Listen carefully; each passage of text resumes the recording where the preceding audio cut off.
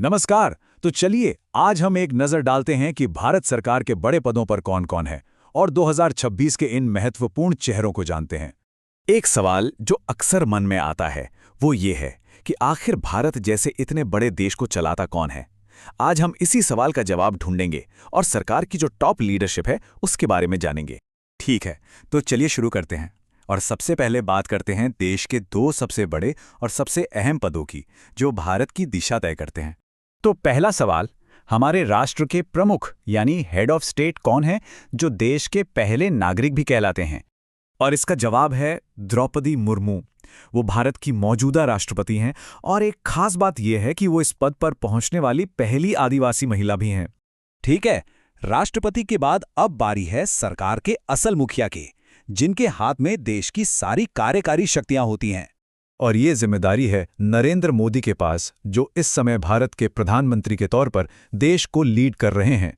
तो ये तो हुए हमारे टॉप लीडर्स। अब आगे बढ़ते हैं और उन लोगों को देखते हैं जो देश की सुरक्षा की कमान संभालते हैं, मतलब देश के अंदर भी और बाहर भी।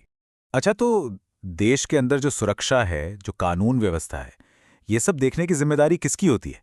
ये एक बहुत ही अहम रोल है। तो ये जिम्मेदारी है अमित शाह की, जो भारत के मौजूदा गृह मंत्री हैं। चलिए अब आगे बढ़ते हैं और जानते हैं कि हमारी सेनाओं यानी आर्म्ड फोर्सेस को कौन लीड करता है और देश की सीमाओं की रक्षा कौन करता है।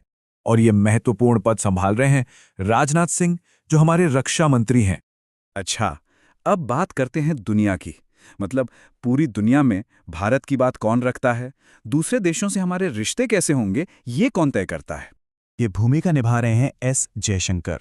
वो हमारे विदेश मंत्री हैं और एक बहुत ही अनुभवी डिप्लोमेट भी रह चुके हैं। तो राष्ट्रीय सुरक्षा की बात तो हो गई। अब आते हैं उस चीज पर जो देश को चलाती है, पैसा, यानी हमारी अर्थव्यवस्था और इंफ्रास्ट्रक्चर। देखते हैं कि इस डिपार्टमेंट को कौन संभाल रहा है। तो देश का जो पूरा बही खाता है, बजट है, आर्थिक नीतियां हैं, मतलब देश का खजाना, वो किसके हाथ में है? ये बड़ी जिम्मेदारी है निर्मला सीतारमण के पास, जो भारत की मौजूदा वित्त मंत्री हैं। अच्छा, अब जरा सड़कों की बात कर लें। भारत का जो रोड नेटवर्क है वो दुनिया के सबसे बड़े नेटवर्क्स में से एक है। तो आखिर इसे कौन देख रहा है? ये काम देख रहे हैं नितिन गडकरी, जो हमारे सड़क परिवहन मंत्री हैं। सड़कों के बाद अब बारी है भारत की लाइफलाइन की। जी हाँ, इंडियन रेलवेज।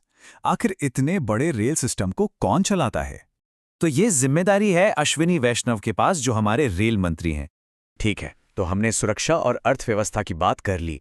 अब आखिर में उन दो मंत्रालयों पर नजर डालते हैं जिनका असर सीधे सीधे हम सब पर पड़ता है, एजुकेशन और हेल्थ। तो देश में पढ़ाई लिखाई का पूरा सिस्टम, जो हमारी एजुकेशन पॉलिसी है, उसे बनाने की जिम्मेदारी किसकी है? ये काम है धर्मेंद्र प्रधान का, जो हमारे मौजूदा शिक्षा मंत्री हैं। और अब आखिर में बात करते हैं सेहत की। देश के पब्लिक हेल्थ सिस्टम की कमान किसके हाथ में है? ये जिम्मेदारी संभाल रहे हैं मनसुख मंडाविया, जो भारत के स्वास्थ्य मंत्री हैं। तो ये थी एक झलक हमारी सरकार की कोर लीडरशिप टीम की, राष्ट्रपति और प्रधानमंत्री से लेकर सुरक्षा, अर्थव्यवस्था और समाज कल्याण संभालने वाले बड़े मंत्रियों तक। तो बस आज के लिए इतना ही, लेकिन जाते जाते एक सवाल जरूर छोड़ जाते हैं। ये जितने भी मंत्रालय हैं, इनमें से किसकी भूमिका सबसे ज्यादा चुनौतीपूर्ण लगती है? सोचिएगा जरूर।